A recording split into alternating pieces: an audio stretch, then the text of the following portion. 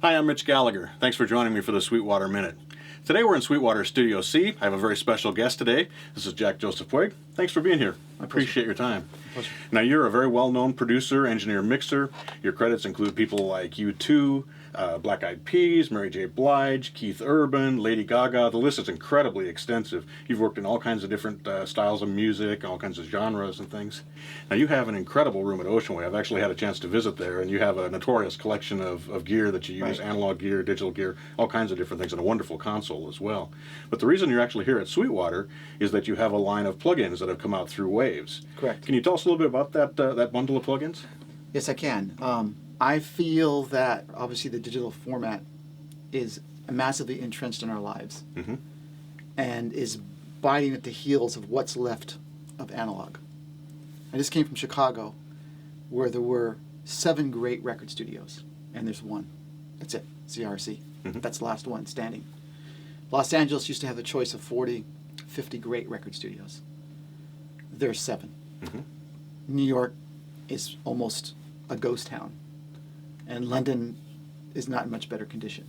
So, in the same way that we see technology evolve in our lives and change our lives, you had the wire recorder at one point, then tape came, then there was different kinds of tape, then they had a Dolby unit, then they had a different kind of Dolby unit, then they made a Dolby SR, then they made a DBX, then a digital tape machine came, then you had NECAM 1, NECAM 2, NECAM 96, George Massenburg, automation. The list goes on as it kept as chips came in our lives more and more, and technology came in our lives, right? It changed the way you made records. And you had a choice of either adopting that technology or throwing a blind eye to it. And unfortunately, I've seen a lot of people before me that I really respected throw a blind eye to it. And I watched what happened. And that was a lesson I learned. You can't do that. As if you're making records if you're making Norman Rockwell's, if you're making Mona Lisa's, then you can go ahead and use the great microphone and the great equalizer and the great compressor and get that great sound. Right. But if you're making commercial records, which I liken to Norman Rockwell, something that appeals to pop culture at large, you have to and should and need to make the art something that appeals to the mass public. Sure. And digital and the sound of digital, whether we like it or don't like it, think it's better, think it's worse, none of that really matters. What matters is that's become the sound. So with that lengthy explanation, I decided that I wanted to make plugins that had some of the beauty of some of the things that we like of the past, right? But also had all the beautiful things that we have in the future. In my opinion, I've always been really excited about merging the styles. Right. There's aspects I really like of old records, and there's aspects of what I like of new records, all of which only transpire because technology dictate the way something sounds. So obviously the Fairchild 670, which is a very, very, famous compressor, and maybe consider the Rolls Royce of all of them, the grandfather certainly. Right. We modeled that and created the Puig Child. For one, because I wanted the digital archive of what that is, and I wanted that sound as a choice in my palette, and I wanted other people to have that sound. And yet at the same time, there are modern compressors, smart compressors we'll call them, multi-band compressors, that have a sexiness to them and an excitement to them that the Fairchild doesn't do. It's grandpa. Right? So the exciting thing is to have everybody in the family. So to have what's great about the 60s, what's great about the 70s, what's great about the 80s, what's great about the 90s, and put them together is a very sexy, exciting notion for me. Right. So the plugin is exactly that. It has all the different aspects I just described available to the user. It initially comes on and has a sound to it that's beautiful and fantastic right out of the box, right? And then you're able to make whatever changes you want to make very easily, but in a musical way, meaning that what I did with the plugins is I didn't want to have 10 hertz, 25K. That doesn't mean anything to musicians. 10 hertz means you hit me 10 times. Like, they don't understand what that means. Right. Right?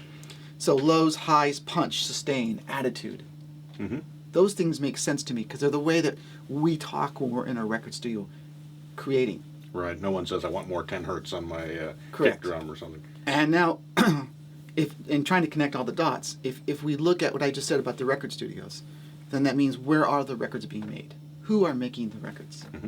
The day of Quincy Jones, of George Martin, the A-list genius record producer, right, isn't how the records are being made any longer. I'm getting the records into mix from major record labels, or whether it's an act that I sign or something I do.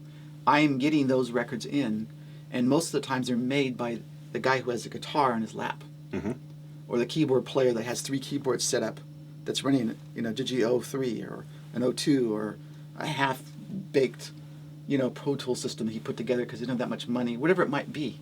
Right. It's being made in all these different makeshift situations.